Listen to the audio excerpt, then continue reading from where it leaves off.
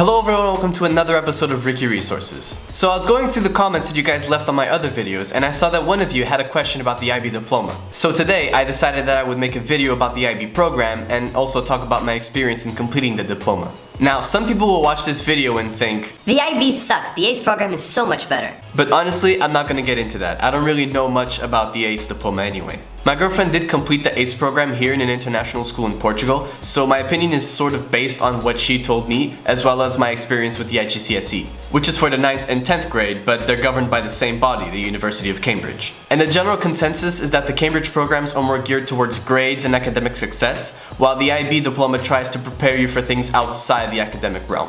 Again, this is just my opinion, I'm not saying that I'm 100% right.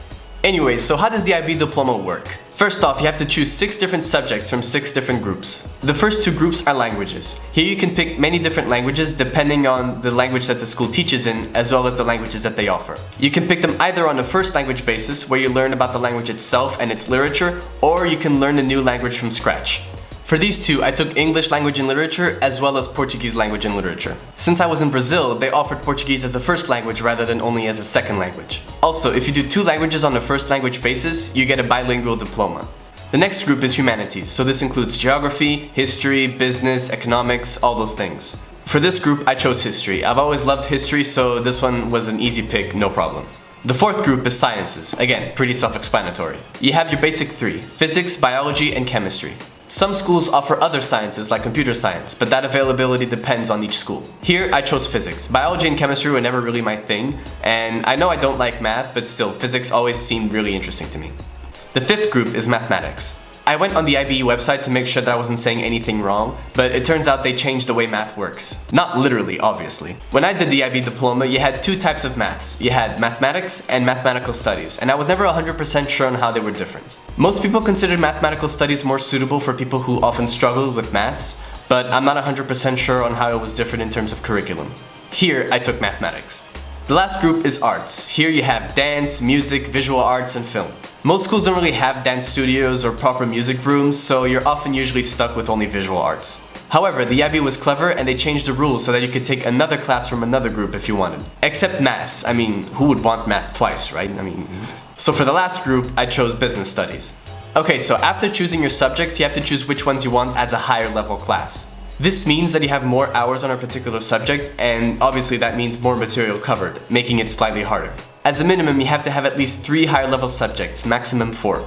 I chose history, Portuguese, and English as my higher levels. Unfortunately, my school didn't let us have more than 3 higher level subjects, maybe due to the impact it would have on our schedules or something, but yeah, I did those 3. Some classes you couldn't take at a higher level, such as math studies, you can only do that one in standard level. The grading system is from 1 through 7, and your final grade depends on your final exam, as well as on coursework that you develop during the program. And I think this is one of the big pluses of the IB diploma. You're really allowed to explore and develop certain topics within the subjects that you choose, and this gets you used to a more challenging pace, be it with essays, experiments, or investigations that you will later on encounter in university.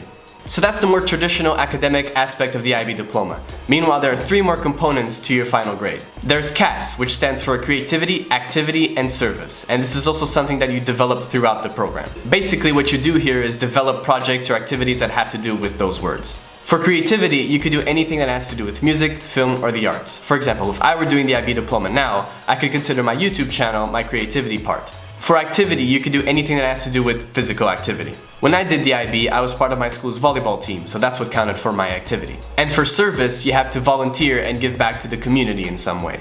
My school helped us a lot in fulfilling these requirements. Once a week, we would always take a bus and volunteer somewhere. For example, helping children with cancer pass the time while they receive treatment, or teaching underprivileged kids English. So like I said earlier, this is an example of how the IB forces you to think beyond your academic success and focus on developing yourself as a person. One of the other 3 components is your extended essay, which is basically a long-ass essay. At least that's how you see it when you're writing it. You can pick any subject that you're taking and pick a topic or a question and answer it in 4,000 words. The school assigns you a teacher to guide you in writing the essay so that they can set up small deadlines to make sure that you don't do it all in one go and that it ends up a quality piece of writing. And the final component is theory of knowledge, or TOK for short. Supposedly this is meant to teach you to question what you know, or how we know what we know. It's really philosophical and sometimes it just makes absolutely no sense because the concepts are kind of hard to grasp. I won't say it was a complete waste of time. Some of those classes were really funny because the concepts and the debates were just so ridiculous. And it did really teach me to question what I know, but I think maybe it could have been changed to make it a little more useful for students. In the end, your final grade is determined by your final grade in all your subjects, plus 3 possible points from your TOK, CAS, and extended essay, making the total possible 45 points. So was it worthwhile to do the IB Diploma? I'd say yes. My experience with the IB was very positive. I had a lot of freedom in picking my subjects, which is something I really valued. One thing that I'd say is very different from the Portuguese high school diploma, for example, is the fact that here in the 10th grade, you choose what you want to study for the rest of your high school years. You can either pick science and mathematics, or everything else. And that really narrows down your choices later on when you're picking a degree. Sure, you might already know what you want to do for the rest of your life, but having the subjects that I took under my belt made me able to choose my degree more freely. Beyond that, it was really good to do something that was not so grade focused. As someone who never really excelled at studying, it was nice to see that they valued other things as well. Anyways, that's it for today, guys. Thank you so much for watching this episode. If you liked it, leave a like and subscribe to the channel. Also, leave a comment down below if you have any questions about the IB. I'll try and answer them as soon as possible. In the meantime, stay safe, wash your hands, and I'll see you guys on the next episode of Ricky Resources.